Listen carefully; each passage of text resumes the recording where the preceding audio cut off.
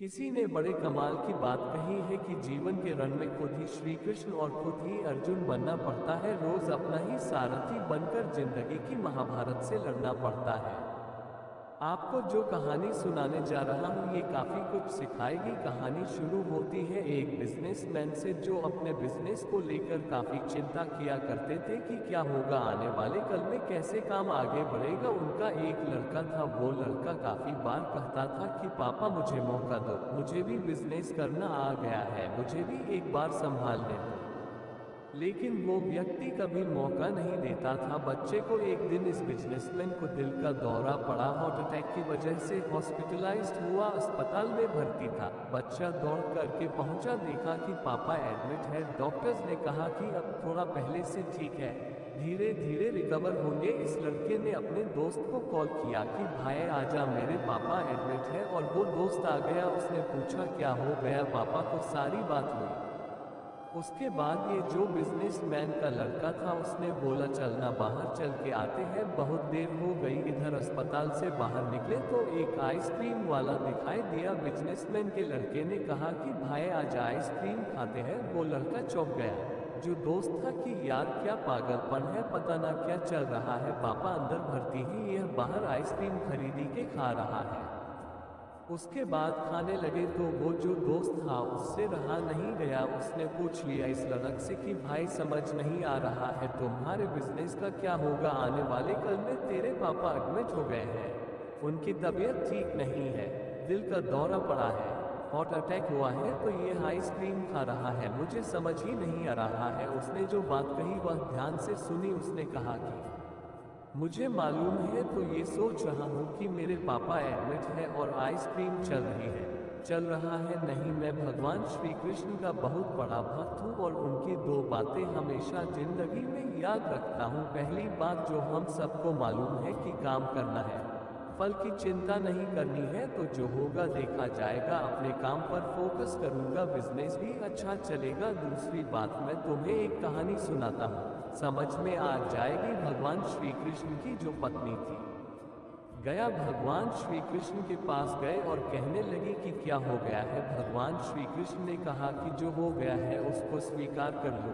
चिंता मत करो। लेकिन माँ रुक्मणी कह रही थी बड़ी लड़की से शादी कर ली, यही मिली थी, ये वो पता नहीं बहुत सारी बात है। उस स्वीकार नहीं कर पा रही थी, उदास हुए जा रही थी, दुख हुए जा रही थी। 1 साल 2 साल समय बीत रहा था, लेकिन अंदर ही अंदर वो बात उनको पिछोड़ती रही। 8 साल के बाद में रुक्मणी जी ने स्वीकार कर लिया कि प्रद्युम्न ने जो शादी करी वह ठीक है, ज्यादा चिंता करने की जरूरत नहीं है। उस शादी को उन्होंने स्वीकार कर लिया। एक तरीके से अपनी जिंदगी के 26 साल उन्होंने उदासी में बिता दिया। ये कहानी खत्म करती है। लड़का बोला कि भाई मैंने भी जिंदगी में स्वीकार करना सीख लिया है, क्योंकि भगवान श्री कृष्ण कहते हैं कि जो हो रहा है उसको स्वीकार करो, जिंदगी अपने आप सहज हो जाएगी। छोटी सी कहानी जो दो बड़ी बातें सिखाती है, और यही बात है आप तक पहुंचाना चाहता था कि जिंदगी में जो हो रहा है, जिंदगी चलती चली जाती है, आप भी चलते रहिए, जो होगा अच्छा होगा, अच्छे के लिए होगा। एक बार फिर से कहना चाहता हूँ, ऊपर वाले के आशीर्वाद के साथ, अपने सच्चे प्यार के साथ, अपनों के प्यार के साथ, एक बार फिर से वही बात जो अक्सर कहता हूँ, कर दिखाओ कुछ ऐसा कि दुनिया करना चाहे आपके जैसा। आपको जो कहानी सुनाने जा रहा हूँ ये काफी कुछ सिखाएगी। कहानी शुरू होती है एक बिजनेसमैन से जो अपने बिजनेस को लेकर काफी चिंता किया करते थे कि क्या होगा आने वाले कल में, कैसे काम आगे बढ़ेगा। उनका एक लड़का था। वो लड़का काफी बार कहता था कि पापा मुझे मौका दो, मुझे भी बिजनेस करना आ गया है, मुझे भी एक बार संभालने दो। छोटी सी कहानी जो दो बड़ी बातें सिखाती है, और यही बात है आप तक पहुंचाना चाहता था कि जिंदगी में जो हो रहा है, जिंदगी चलती चली जाती है, आप भी चलते रहिए, जो होगा अच्छा होगा, अच्छे के लिए होगा। आपके लिए एक छोटी सी कहानी है। कहानी एक अमीर इंसान की जिसके पास में बहुत सारा पैसा था, लेकिन वो ऊपर वाले को मानता था, जमीन से जुड़ा हुआ था, बार बार ऊपर वाले को धन्यवाद करता था इस जिंदगी के लिए, हर पल के लिए, हर स्वास्थ्य के लिए। एक बार घूमने के लिए गया हुआ था, समंदर किनारे घूम फिर लिया। उसे लगा कि थोड़ा समुद्र में जाते हैं, बोट ले करके घूम के आते हैं। तो उसने एक नाव किराए पर ली और नाव ले करके निकल पड़ा। थोड़ा ही अंदर गया था कि तूफान आ गया। तूफान इतना तेज था कि इसकी नाव तहस नहस होने लगी। फटाफट से उसने लाइफ जैकेट डाला और समुद्र में कूद गया। तैरता रहा। कुछ घंटों के बाद में एक टापू पर पहुंचा। जब वहां पहुंचा तो सबसे पहला काम इसने किया, आसमान की तरफ देखा, ऊपर वाले को धन्यवाद दिया और कहा कि आपने मेरी जिंदगी बचा ली, वरना उस तूफान में तो आज खत्म हो जाता। अब आपने मुझे बचाया है, अब आप ही आगे का रास्ता दिखाएंगे, मुझे आप पर पूरा भरोसा है। ये बोल करके इसको समझ में आ गया कि अब यही रहना है, तो उसी टापू पर रहने लगा। भूख लगने लगी, क्या करे, तो जंगल था, वह टापू पर ढूंढा तो इसको फल मिल गए। फल खा लिए, यही इसका रूटीन हो गया। 10-15 दिन तक वहां पर रुका हुआ था। रोजाना ऊपर वाले से प्रार्थना करता था कि किसी को भेज दो मेरी मदद के लिए, मुझे यहाँ से ले जाने के लिए, और मुझे भरोसा है कि आप भेजोगे। किसी ने बड़े कमाल की बात कही है कि इस दुनिया में किसी को डर है कि ऊपर वाला देख रहा है, और किसी को भरोसा है कि ऊपर वाला देख रहा है। ये कहानी उनके लिए जिनका भरोसा टूट गया है। Motivational speech in Hindi by motivationalblog.com, Facebook, Twitter, email, WhatsApp, LinkedIn, share. किसी ने बड़े कमाल की बात कही है कि इस दुनिया में किसी को डर है कि ऊपर वाला देख रहा है, और किसी को भरोसा है कि ऊपर वाला देख रहा है। ये कहानी उनके लिए जिनका भरोसा टूट गया है। Motivational speech in Hindi. ये कहानी उनके लिए जिनका भरोसा टूट गया है। Motivational speech in Hindi. ये कहानी उनके लिए जिनका भरोसा टूट गया है। Motivational speech in Hindi. आपके लिए एक छोटी सी कहानी है। कहानी एक अमीर इंसान की जिसके पास में बहुत सारा पैसा था, लेकिन वो ऊपर वाले को मानता था, जमीन से जुड़ा हुआ था, बार बार ऊपर वाले को धन्यवाद करता था इस जिंदगी के लिए, हर पल के लिए, हर स्वास्थ्य के लिए। एक बार घूमने के लिए गया हुआ था, समंदर किनारे घूम फिर लिया। उससे लगा कि थोड़ा समुद्र में जाते हैं, बोट ले करके घूम के आते हैं। तो उसने एक नाव किराए पर ली और नाव ले करके निकल पड़ा। थोड़ा ही अंदर गया था कि तूफान आ गया। तूफान इतना तेज था कि इसकी नाव तहस नहस होने लगी। फटाफट से उसने लाइफ जैकेट डाला और समुद्र में कूद गया। तैरता रहा। कुछ घंटों के बाद में एक टापू पर पहुंचा। जब वहां पहुंचा तो सबसे पहला काम इसने किया, आसमान की तरफ देखा, ऊपर वाले को धन्यवाद दिया और कहा कि आपने मेरी जिंदगी बचा ली, वरना उस तूफान में तो आज खत्म हो जाता। अब आपने मुझे बचाया है, अब आप ही आगे का रास्ता दिखाएंगे, मुझे आप पर पूरा भरोसा है। ये बोल करके इसको समझ में आ गया कि अब यही रहना है, तो उसी टापू पर रहने लगा। भूख लगने लगी, क्या करे, तो जंगल था, वह टापू पर ढूंढा तो इसको फल मिल गए। फल खा लिए, यही इसका रूटीन हो गया। 10-15 दिन तक वहां पर रुका हुआ था। रोजाना ऊपर वाले से प्रार्थना करता था कि किसी को भेज दो मेरी मदद के लिए, मुझे यहाँ से ले जाने के लिए, और मुझे भरोसा है कि आप भेजोगे। ये कहानी उनके लिए जिनका भरोसा टूट गया है। Motivational speech in Hindi. इसका कॉन्फिडेंस थोड़ा कम हो रहा है। ऐसा लग रहा था कि पता नहीं क्या होगा, लेकिन ऊपर वाले पर जो भरोसा था वो इसका कायम था। जैसे लग रहा था कि ऊपर वाला मदद जरूर करेगा। काफी दिन हो चुके थे, लगा कि क्या करें, एक झोपड़ी तो तैयार कर लेते हैं, कम से कम झोपड़ी में तो रहेंगे। तो लकड़ियां इकट्ठी करने लगा, पत्ते इकट्ठे करने लगा, और 3-4 दिन में उसने अपने लिए एक बढ़िया सी झोपड़ी तैयार कर ली। उस झोपड़ी के बाहर खड़ा होकर के उसे निहार रहा था और सोच रहा था कि आज तो यहाँ सोने को मिलेगा। ये सब चल ही रहा था कि अचानक से मौसम बदला, आसमान में बादल आ गए, बिजली चमकने लगी, और तभी आसमान से एक बिजली गिरी।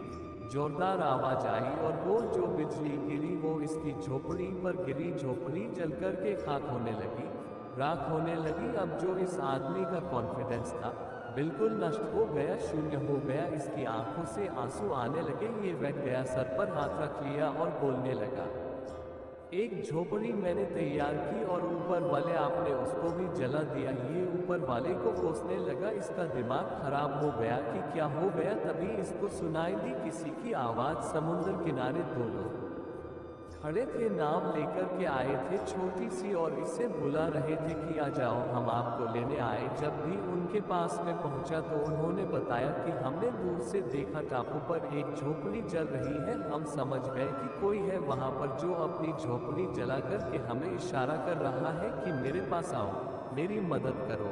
ये झोपड़ी जलती देख करके हम आपकी मदद करने के लिए आए।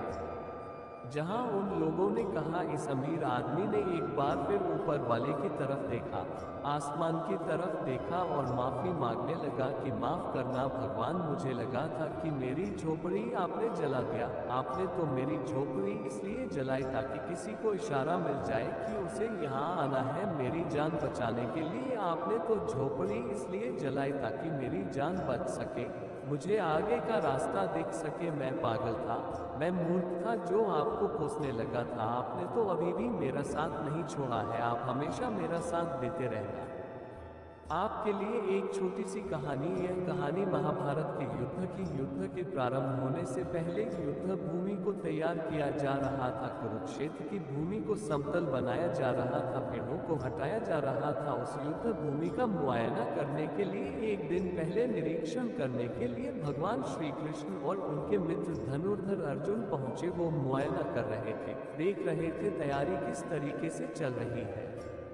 तभी एक चिड़िया उड़ती उड़ती आई और भगवान श्री कृष्ण के पास आकर के बोली कि भगवान, मुझसे क्या गलती हो गई, मेरी दुनिया आपने उजाड़ दी। यहाँ युद्ध भूमि को तैयार किया जा रहा है, पेड़ों को गिराया जा रहा है। एक हाथी ने आकर के मेरा पेड़ गिरा दिया, मेरा घोंसला उस पर था। वो घोंसला गिर करके जमीन पर आ गया, उसमें नन्हे नन्हे बच्चे हैं। हमारी जान बचा लीजिए भगवान, अब सब कुछ आपके हवाले है। भगवान श्री कृष्ण ने कहा कि मैं इसमें क्या कर सकता हूँ, मैं तुम्हारी मदद नहीं कर सकता। ये तो नियति का पहिया है, समय का पहिया घूमता चला जाता है, इसमें मैं क्या कर सकता हूँ बताओ। वो चिड़िया रुआसी हो करके बोली कि भगवान, मुझे बस एक इजाजत दे दीजिए। भगवान ने कहा कि बोलूं, क्या पूछना है, क्या इजाजत चाहिए। तो उस चिड़िया ने कहा कि भगवान, मैं आप पर विश्वास तो कर सकती हूँ ना। भगवान ने हाँ भरी। अगले दिन युद्ध शुरू हुआ और युद्ध की शुरुआत से पहले भगवान श्री कृष्ण ने अपने दोस्त अर्जुन से कहा, अपने मित्र से कहा कि मुझे अपना धनुष और एक तीर दे दो, एक बाण दे दो। अर्जुन ने अपना धनुष सौंपने से पहले पूछा कि केशव, आपने तो प्रतिज्ञा ली थी कि आप शस्त्र नहीं उठाएंगे, क्योंकि अर्जुन की भगवान को शस्त्र क्यों उठाना पड़ रहा है, ऐसा क्या हो गया। motivationalblog.com motivationalblog.com menu. जब रास्ते दिखाई ना दे तो ये कहानी देख लेना। Motivational speech in Hindi. जब रास्ते दिखाई ना दे तो ये कहानी देख लेना। Shri Krishna motivational speech in Hindi by motivationalblog.com। Facebook, Twitter, email, WhatsApp, LinkedIn, share. किसी ने बड़े कमाल की बात कही है कि अपने जीवन को ऊपर वाले को सौंप दो, क्योंकि आप जीवन भर में जो कर सकते हैं उतना तो वो एक पल में कर सकता है। जब रास्ते दिखाई ना दे तो ये कहानी देख लेना। Shri Krishna motivational story in Hindi. जब रास्ते दिखाई ना दे तो ये कहानी देख लेना। Motivational speech in Hindi. जब रास्ते दिखाई ना दे तो ये कहानी देख लेना। Shri Krishna motivational speech in Hindi. आपके लिए एक छोटी सी कहानी। यह कहानी महाभारत के युद्ध की। युद्ध के प्रारंभ होने से पहले युद्ध भूमि को तैयार किया जा रहा था। कुरुक्षेत्र की भूमि को समतल बनाया जा रहा था, पेड़ों को हटाया जा रहा था। उस युद्ध भूमि का मुआयना करने के लिए एक दिन पहले निरीक्षण करने के लिए भगवान श्री कृष्ण और उनके मित्र धनुर्धर अर्जुन पहुंचे। वो मुआयना कर रहे थे, देख रहे थे तैयारी किस तरीके से चल रही है। तभी एक चिड़िया उड़ती उड़ती आई और भगवान श्री कृष्ण के पास आकर के बोली कि भगवान, मुझसे क्या गलती हो गई, मेरी दुनिया आपने उजाड़ दी। यहाँ युद्ध भूमि को तैयार किया जा रहा है, पेड़ों को गिराया जा रहा है। एक हाथी ने आकर के मेरा पेड़ गिरा दिया, मेरा घोंसला उस पर था। वो घोंसला गिर करके जमीन पर आ गया, उसमें नन्हे नन्हे बच्चे हैं। हमारी जान बचा लीजिए भगवान, अब सब कुछ आपके हवाले है। जब रास्ते दिखाई ना दे तो ये कहानी देख लेना। Shri Krishna motivational speech in Hindi. भगवान श्री कृष्ण ने कहा कि मैं इसमें क्या कर सकता हूँ, मैं तुम्हारी मदद नहीं कर सकता। ये तो नियति का पहिया है, समय का पहिया घूमता चला जाता है, इसमें मैं क्या कर सकता हूँ बताओ। वो चिड़िया रुआसी हो करके बोली कि भगवान मुझे बस एक इजाज़त दे दीजिए। भगवान ने कहा कि बोलो क्या पूछना है, क्या इजाज़त चाहिए। तो उस चिड़िया ने कहा कि भगवान मैं आप पर विश्वास तो कर सकती हूँ ना। भगवान ने हाँ भरी। अगले दिन युद्ध शुरू हुआ और युद्ध की शुरुआत से पहले भगवान श्री कृष्ण ने अपने दोस्त अर्जुन से कहा, अपने मित्र से कहा कि मुझे अपना धनुष और एक तीर दे दो, एक बाण दे दो। अर्जुन ने अपना धनुष सौंपने से पहले पूछा कि केशव आपने तो प्रतिज्ञा ली थी कि आप शस्त्र नहीं उठाएंगे, क्योंकि अर्जुन की भगवान को शस्त्र क्यों उठाना पड़ रहा है, ऐसा क्या हो गया। जब रास्ते दिखाई ना दे तो ये कहानी देख लेना Shri Krishna motivational speech in Hindi. तो भगवान श्री कृष्ण ने कहा कि उस सामने हाथी देख रहे हो, उस हाथी ने उस चिड़िया का घोंसला गिराया, उस पेड़ को नष्ट कर दिया जिस पर उस चिड़िया का घोंसला था। मुझे कुछ तो करना पड़ेगा। अर्जुन समझ गया भगवान श्री कृष्ण ने वो धनुष लिया है, एक तीर छोड़ा, लेकिन ये क्या वो तीर जा करके हाथी को लगा ही नहीं। उसके गले में घंटी लगी थी, उस पर जाकर के लगा और वो घंटी नीचे जमीन पर गिर गई। अर्जुन हंसने लगा और कहने लगा कि माधव आपसे नहीं हो पाया, मुझे मौका दीजिए, 1 मिनट में उस हाथी को नष्ट कर दूंगा, खत्म कर दूंगा।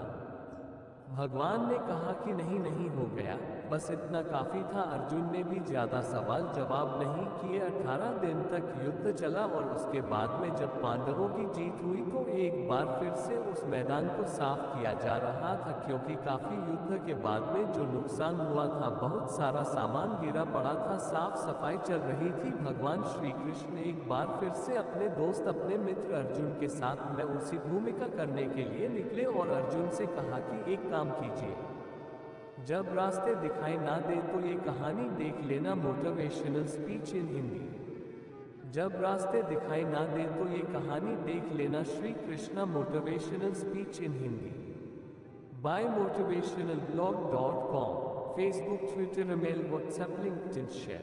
किसी ने बड़े कमाल की बात कही है कि अपने जीवन को ऊपर वाले को सौंप दो, क्योंकि आप जीवन भर में जो कर सकते हैं उतना तो वो एक पल में कर सकता है।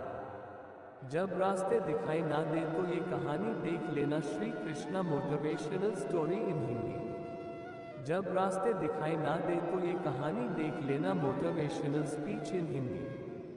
जब रास्ते दिखाई ना दे तो ये कहानी देख लेना Shri Krishna motivational speech in Hindi. आपके लिए एक छोटी सी कहानी। यह कहानी महाभारत के युद्ध के प्रारंभ होने से पहले युद्ध भूमि को तैयार किया जा रहा था। कुरुक्षेत्र की भूमि को समतल बनाया जा रहा था, पेड़ों को हटाया जा रहा था। उस युद्ध भूमि का मुआयना करने के लिए एक दिन पहले निरीक्षण करने के लिए भगवान श्री कृष्ण और उनके मित्र धनुर्धर अर्जुन पहुंचे। वो मुआयना कर रहे थे, देख रहे थे तैयारी किस तरीके से चल रही है। तभी एक चिड़िया उड़ती उड़ती आई और भगवान श्री कृष्ण के पास आकर के बोली कि भगवान मुझसे क्या गलती हो गई, मेरी दुनिया आपने उजाड़ दी। यहाँ युद्ध भूमि को तैयार किया जा रहा है, पेड़ों को गिराया जा रहा है, एक हाथी ने आकर के मेरा पेड़ गिरा दिया, मेरा घोंसला उस पर था, वो घोंसला गिर करके जमीन पर आ गया, उसमें नन्हे नन्हे बच्चे हैं, हमारी जान बचा लीजिए भगवान, अब सब कुछ आपके हवाले है। जब रास्ते दिखाई ना दे तो ये कहानी देख लेना Shri Krishna motivational speech in Hindi. भगवान श्री कृष्ण ने कहा कि मैं इसमें क्या कर सकता हूँ, मैं तुम्हारी मदद नहीं कर सकता, ये तो नियति का पहिया है, समय का पहिया घूमता चला जाता है, इसमें मैं क्या कर सकता हूँ बताओ। वो चिड़िया रुआसी हो करके बोली कि भगवान मुझे बस एक इजाज़त दे दीजिए। भगवान ने कहा कि बोलो क्या पूछना है, क्या इजाज़त चाहिए। तो उस चिड़िया ने कहा कि भगवान मैं आप पर विश्वास तो कर सकती हूँ ना। भगवान ने हाँ भरी। अगले दिन युद्ध शुरू हुआ और युद्ध की शुरुआत से पहले भगवान श्री कृष्ण ने अपने दोस्त अर्जुन से कहा, अपने मित्र से कहा कि मुझे अपना धनुष और एक तीर दे दो, एक बाण दे दो। अर्जुन ने अपना धनुष सौंपने से पहले पूछा कि केशव आपने तो प्रतिज्ञा ली थी कि आप शस्त्र नहीं उठाएंगे, क्योंकि अर्जुन की भगवान को शस्त्र क्यों उठाना पड़ रहा है, ऐसा क्या हो गया। जब रास्ते दिखाई ना दे तो ये कहानी देख लेना Shri Krishna motivational speech in Hindi.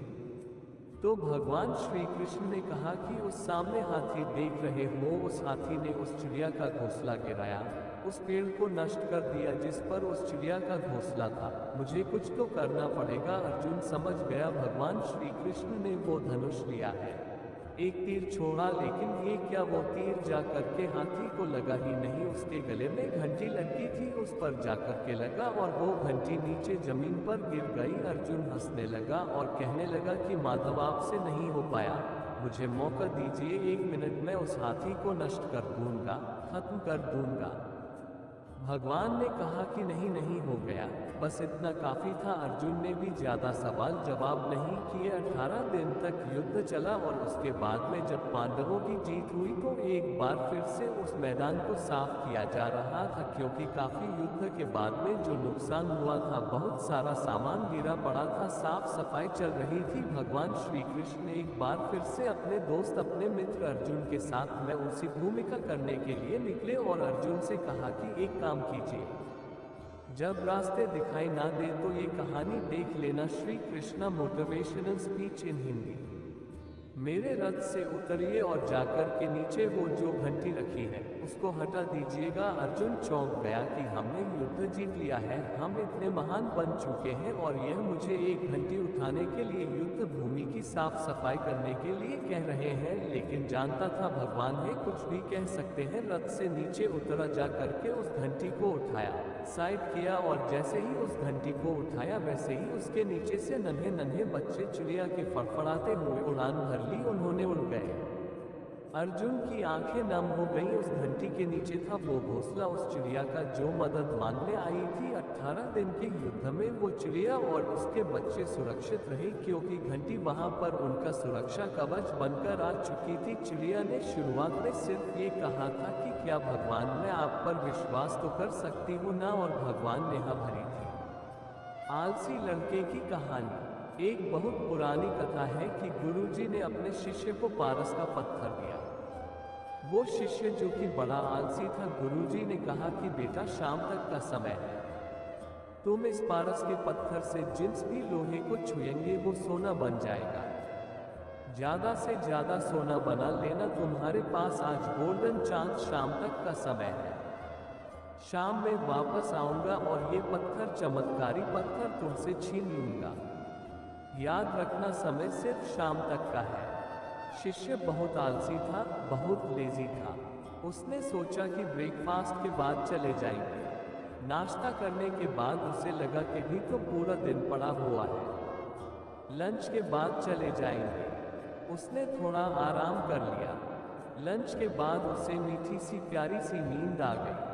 शाम में नींद खुली तो सनसेट होने वाला था। उसे लगा कि दिन खत्म होने को आया। दौड़ा मार्केट की तरफ लोहा खरीद करके सोना बनाने के लिए, लेकिन रास्ते में गुरुजी मिल गए। पत्थर उससे छीन लिया।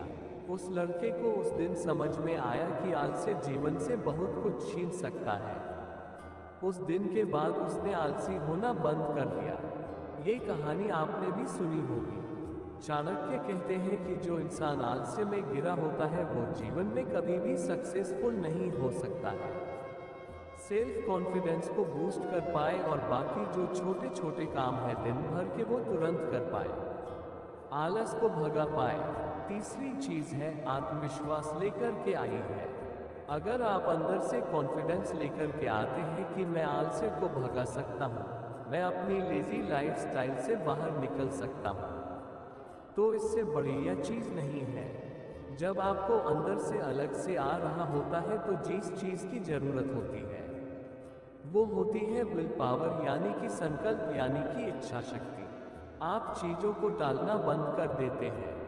आप अपने टारगेट को अपनी आंखों के सामने लेकर के आते हैं और आलसी को भगा देते हैं। अपनी लाइफ में अपने गोल को हमेशा आंखों के सामने रखिए ताकि आलसी नाम की जो चूड़ियां या आपके आसपास ना हो। अपने आप से पॉजिटिव बातें करना शुरू कीजिए कि मैं कर सकता हूं, मैं करके दिखाऊंगा, मैं इस काम को करने के काबिल हूं।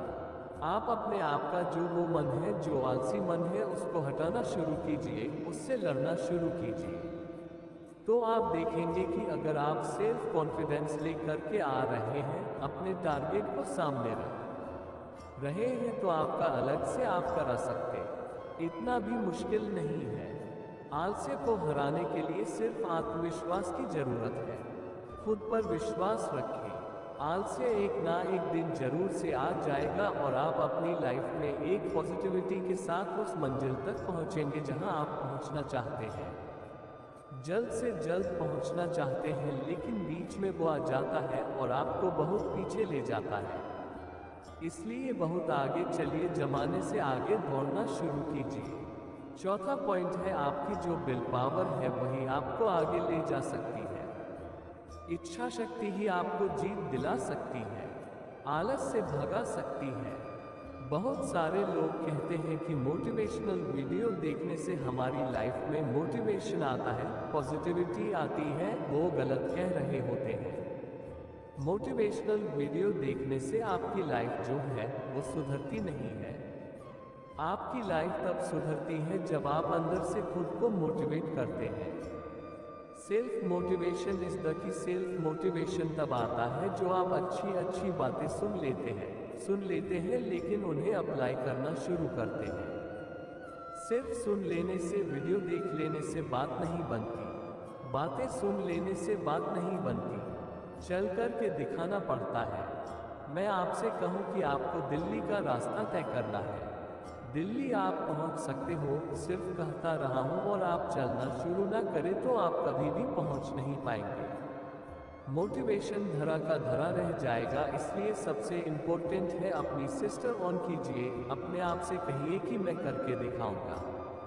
मेरी जो प्रबल इच्छा शक्ति है, मेरी जो दृढ़ शक्ति है, वो मुझे ये कमाल करने के लिए मजबूर करेगी। तो जितने मोटिवेशनल वीडियो आप देख रहे हैं, जितनी अच्छी अच्छी बातें सुन रहे हैं, उन्हें सिर्फ सुनिए मत। उन पर चलना शुरू कीजिए, इम्प्लीमेंट करना शुरू कीजिए। अंदर से सेल्फ मोटिवेशन लाइए, विल पावर लेकर के आइए। जो काम कल परसों, उसके बाद अगले महीने, पिछले महीने डालते चले जा रहे हैं, उस सब को डालना बंद कीजिए और विल पावर के दम पर कर दिखाए। वो जैसा कि दुनिया करना चाहिए, सिर्फ आपके जैसा। और पांचवा सबसे इम्पोर्टेंट काम जो आपको करना है, बिना मतलब के कोई काम मत कीजिए। वो काम करना शुरू कीजिए जिससे आपका फायदा होने वाला है। कई सारे ऐसे काम हम दिन भर में कर रहे होते हैं जो हमारे किसी काम के नहीं है, लेकिन हम अपना टाइम वेस्ट कर रहे होते हैं। सो टाइम वेस्ट करना बंद कीजिए। दूसरी बात, अगर कुछ ऐसे काम हैं जो आप किसी और से करवा सकते हैं तो उनसे काम करवाना शुरू कीजिए। अगर आप लीडर हैं तो अपने टीम से काम निकलवाना शुरू कीजिए।